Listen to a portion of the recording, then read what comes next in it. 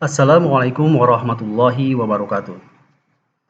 Terima kasih saya ucapkan kepada Bapak dan Ibu, Bapak Eko Ramadan STMT selaku Ketua Sidang sekaligus dosen pembimbing saya, Bapak Dr. Setio Budianto STMT selaku Ketua Penguji, dan Ibu Dian Widiasuti STMT selaku anggota penguji. Izinkan saya untuk mempresentasikan penelitian saya yang berjudul Sistem Automatic Transfer Switch berbasis IoT pada pembangkit listrik tenaga surya. Latar belakang dari penelitian ini adalah energi listrik yang memanfaatkan minyak bumi sebagai bahan bakunya setelah sekian lama akan berangsur-angsur habis. Maka untuk mengatasi krisis energi listrik di masa depan, energi matahari sebagai salah satu energi alternatif menjadi salah satu pilihannya. Berdasarkan data yang dirilis oleh SolarGIS dari situs solargis.com tahun 2017, potensi energi matahari yang dapat dihasilkan di wilayah Indonesia berkisar antara 3,6 sampai dengan 6,6 kWh per meter persegi, atau setara dengan rata-rata 4,8 kWh per meter persegi. Tujuan dari penelitian ini adalah 1. Dapat merancang dan membuat prototipe ATS cerdas yang diaplikasikan pada PLN dan PLTS. 2. Mengetahui informasi penting mengenai status PLTS, baik tegangan output panel surya, tegangan baterai, dan status PLN, sehingga pemanfaatan energi listrik PLTS lebih optimal. Yang ketiga, dapat memilih sumber daya utama listrik yang akan digunakan, baik dari PLN atau PLTS secara otomatis maupun manual, dan dapat dikontrol secara luring melalui HP atau laptop menggunakan jaringan Wi-Fi. Adapun batasan masalah yang diambil dari perusahaan penelitian ini adalah hanya membahas tentang cara membuat dan merancang prototipe ATS satu pas untuk memilih sumber listrik berasal dari PLN dan PLTS dengan menggunakan modul Wemos D1 Mini. Panel surya yang digunakan adalah tipe monocrystalline 120 watt peak, sedangkan solar charge controller menggunakan tipe PWM yang sudah ada di pasaran sehingga tidak membahas teknis pengisian baterai secara detail. Baterai yang digunakan adalah tipe VRLA 12 volt 40 Ah. Inverter yang digunakan adalah tipe PSW atau Pure Sine Wave 12 volt DC dengan daya output maksimal 200 watt. Lokasi penelitian berada di Perumahan Gia Jakarta, Blok I3 nomor 17, Pamulang, Tangerang Selatan. Berdasarkan penelitian terdahulu yang berhasil penulis himpun, yaitu dari Sapin Putri tahun 2000, Mayura tahun 2020 mengenai improve continuity supply of PV system using Arduino based transfer switch. Dan yang kedua dari Nurholis tahun 2018 perancangan switch control solar cell dan baterai menggunakan microcontroller Arduino.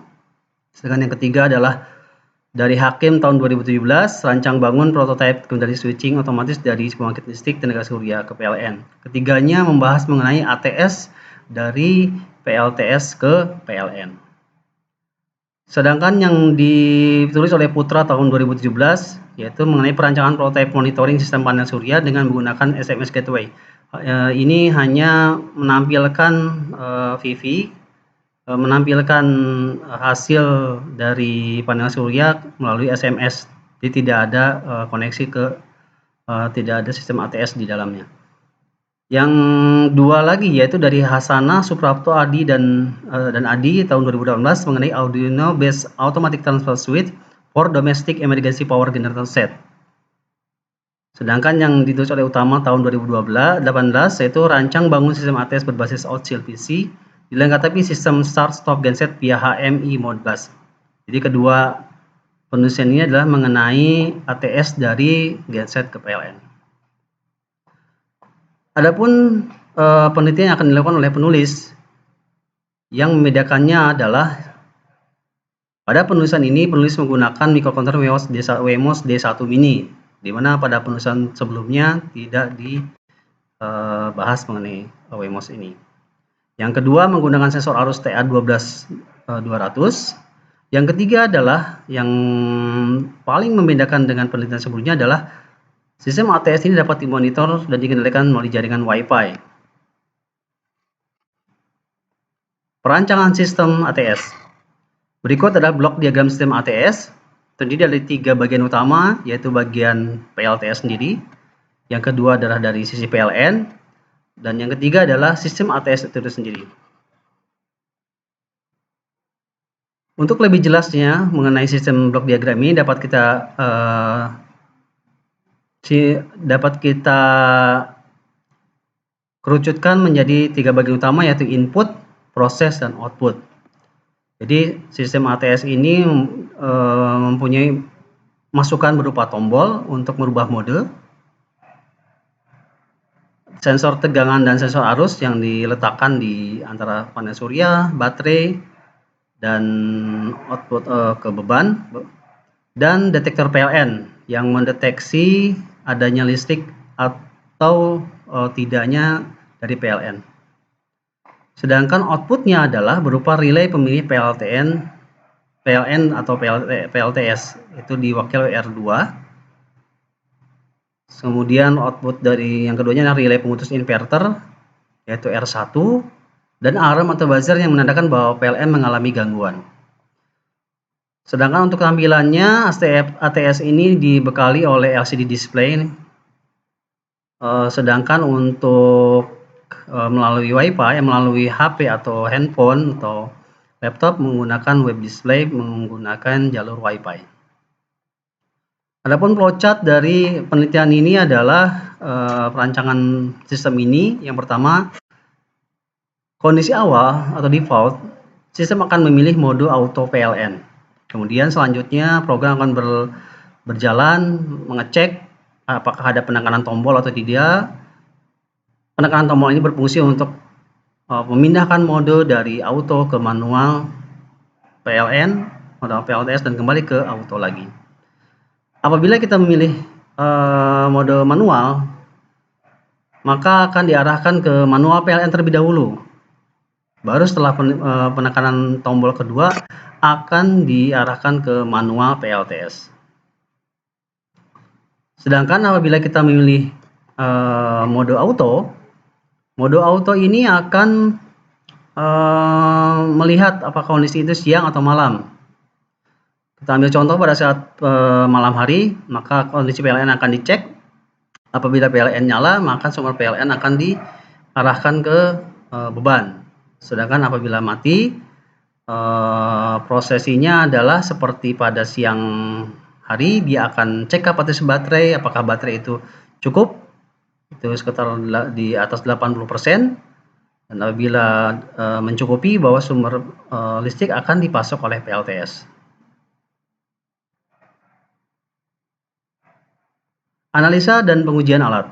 Hasil dari perancangan ATS ini dapat dilihat dari gambar berikut, yaitu dalam bentuk sebuah PCB, terdapat dalam LCD display, ada yang dikoneksikan ke panel surya, ada yang ke solar charge controller, dan ke aki itu sendiri.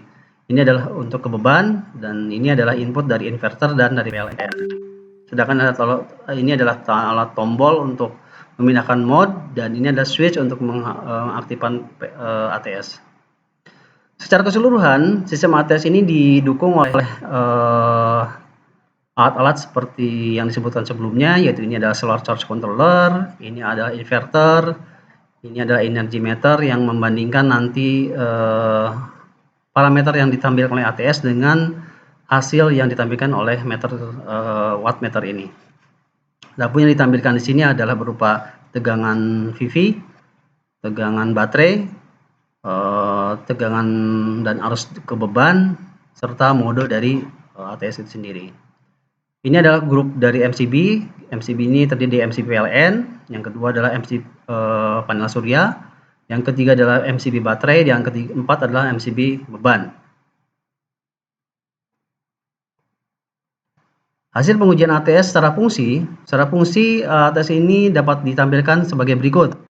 Itu pada mode di lokasi atau di panel ATS sendiri akan ditampilkan jam, tegangan VV, baterai, outputnya apa, auto atau manual, arus dan tegangan ke beban, dan daya. Kondisi ini adalah kondisi siang, sedangkan pada saat malam backlight akan dinyalakan. Sedangkan untuk gambar yang kedua adalah ini gambar pada saat dimonitor menggunakan WiFi melalui HP. Itu dari sini akan kita lihat jam dan tanggal saat ini. Dan ini adalah tombol update untuk mengupdate tanggal ke sistem ATS. Apabila terjadi perbedaan, maka dia akan mengacu ke jam dan tanggal sistem yang ada di HP atau di laptop. Yang lainnya adalah sama, kecuali ini ada status PLN ditampilkan di sini, yaitu aktif atau tidak, dan posisi-posisi dari relay yang aktif yang digunakan, apakah on atau off. Dan yang terakhir adalah ini tombol pilih mode yang nanti berfungsi untuk memindahkan mode dari auto, manual, PLN atau manual PLTS. Adapun secara hasil fungsi pengujian ATS ini terdapat 3 fungsi, yaitu fungsi auto, fungsi manual PLN, dan fungsi PLTS. Dapat kita lihat bahwa fungsi auto dan manual PLN berfungsi dengan normal, relay bekerja sesuai dengan rancangan. Adapun waktu transisi yang dibutuhkan untuk perpindahan dari PLN ke PLTS rata-rata adalah sekitar 11,85 detik. Mengapa ini terjadi? Karena sistem PLTS terutama inverter membutuhkan waktu untuk mendeteksi sejak awal PLN itu mengalami blackout sampai inverter itu steady untuk menyuplai listrik ke beban. Sedangkan perpindahan PLTS ke PLN itu hanya di bawah 1 detik karena cuma perpindahan relay saja. Hasil pengujian ATS pada saat dibebani dapat kita lihat pada grafik di sebelah kanan ini. Ada 4 grafik, yaitu perbandingan tegangan dari baterai, tegangan load atau yang ke beban, arus yang ke beban, dan ini adalah perkalian arus dan tegangan berupa daya yang ke arah beban. Adapun selisih yang terjadi perbedaan antara yang ditampilkan di ATS dengan apa yang ditampilkan di metering atau di wattmeter adalah untuk tegangan baterai perbedaannya hanya 1,1%,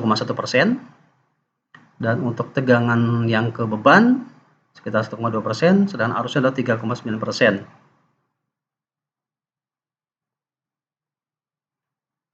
Hasil pengujian ATS melalui HP dapat kita lihat di gambar berikut bahwa pada saat kita memilih menekan tombol pilih mode ini, maka otomatis ATS akan berpindah dari auto ke manual PLN, manual PLTS, dan kembali lagi ke auto, tergantung keinginan kita. Berikut adalah pengujian waktu respon PLN. Yang sebelah kanan adalah waktu respon PLTS.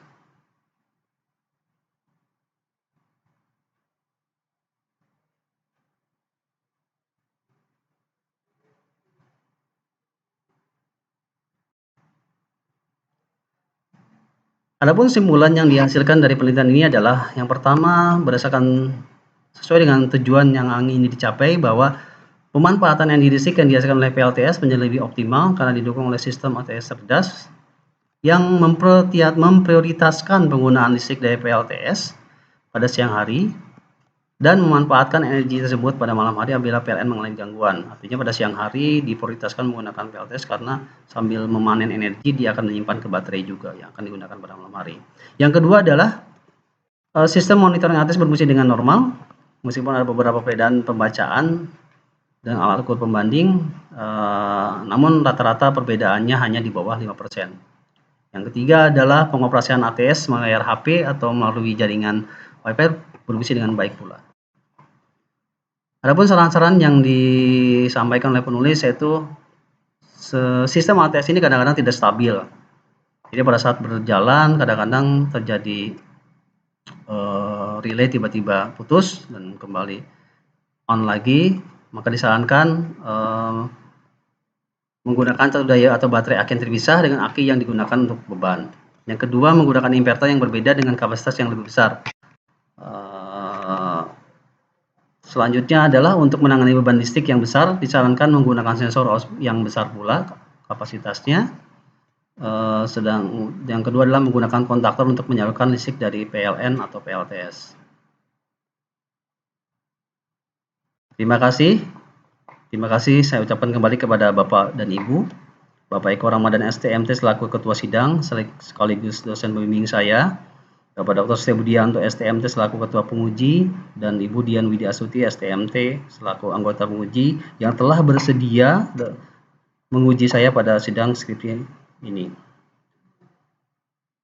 Wassalamualaikum warahmatullahi wabarakatuh.